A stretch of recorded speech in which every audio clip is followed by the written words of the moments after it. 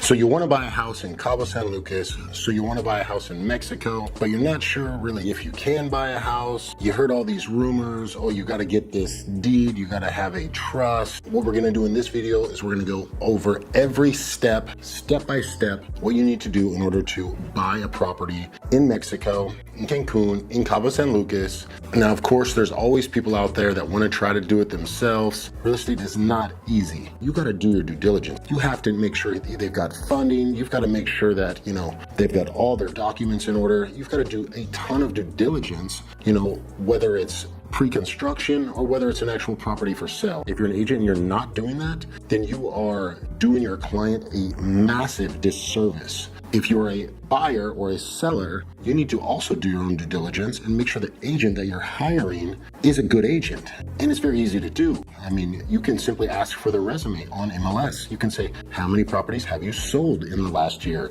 in the last 2 years?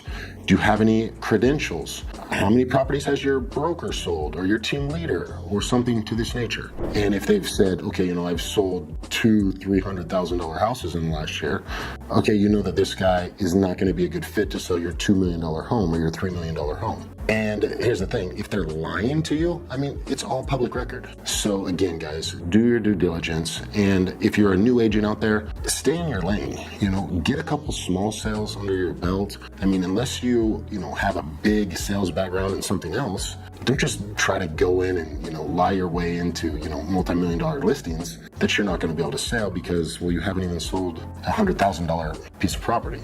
Get in where you fit in. Now that you've found yourself an agent, or if you're an agent, now that you've found yourself a client who wants to work with you, either buying or selling, if you're an agent, you need to ask some hard questions.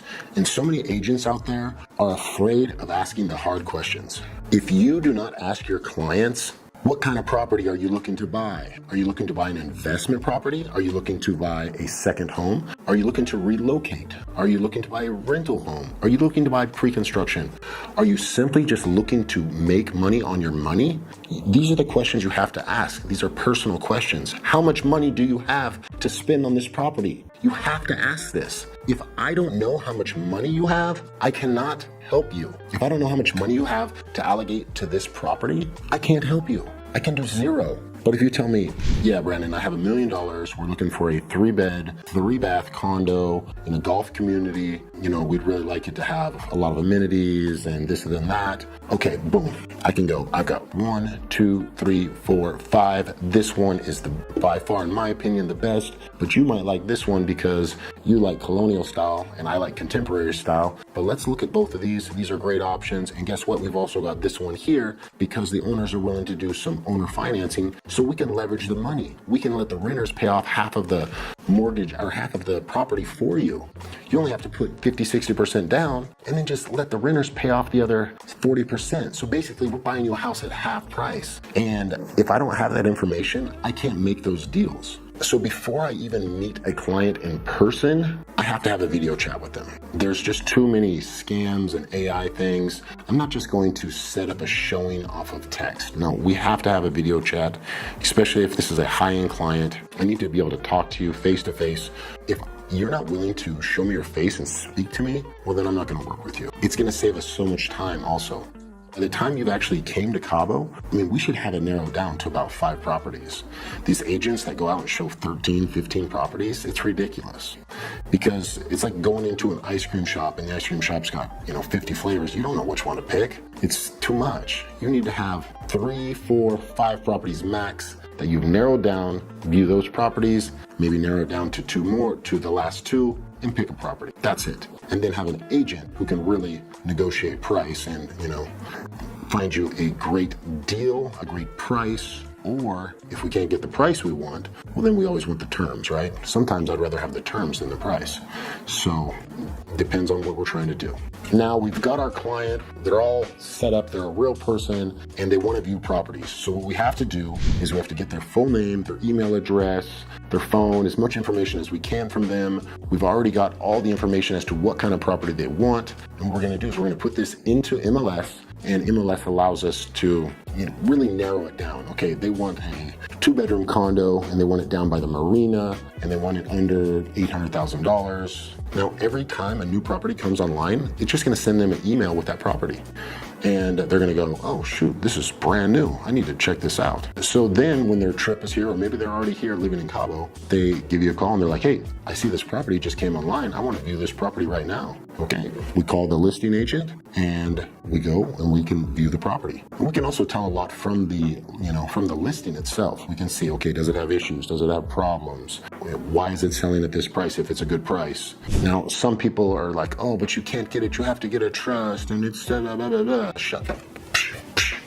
You have no idea what the hell you're talking about. Shut up. Every American and Canadian that owns property here has the same trust. It's called a fideicomiso. When you buy your property, then you choose the title company that you want to use, or you can use lawyers if it's a very expensive property, which I do suggest. That's it. They do it all for you. And it's very simple, actually. And it's not a trust in the way we think of a trust. It's just a piece of paper, basically, that this bank is holding the trust in my name.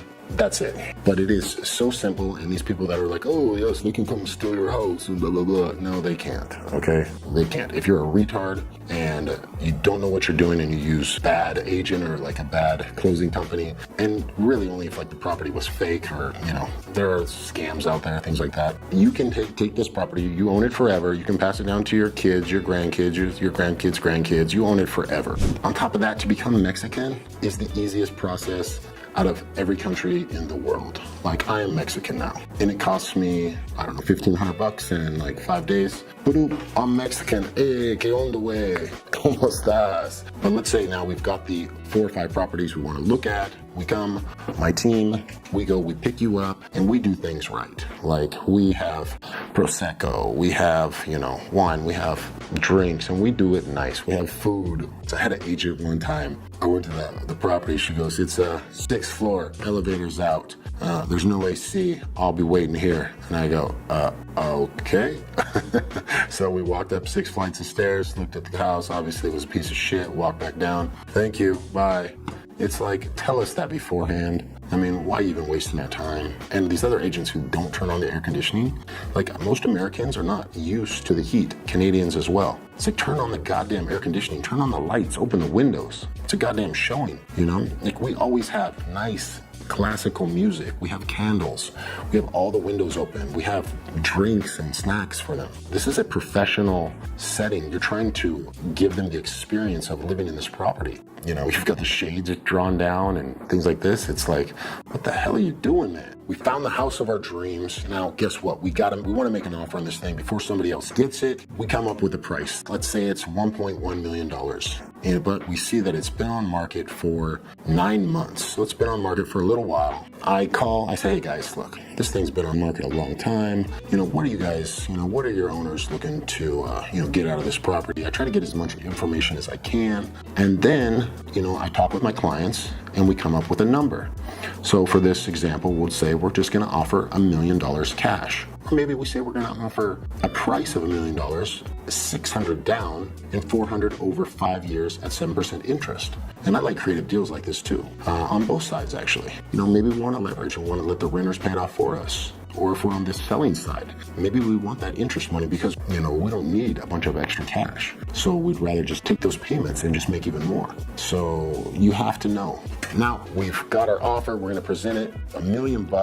So here in Cabo San Lucas, and I believe in most of Mexico, you have to present your offer, and typically what it's going to consist of is 10% down. As far as this is going to be earnest money, you have to put your 10% down, so $100K plus about $700 to open up escrow. If you don't know what escrow is a non-partisan entity that holds the funds for the property.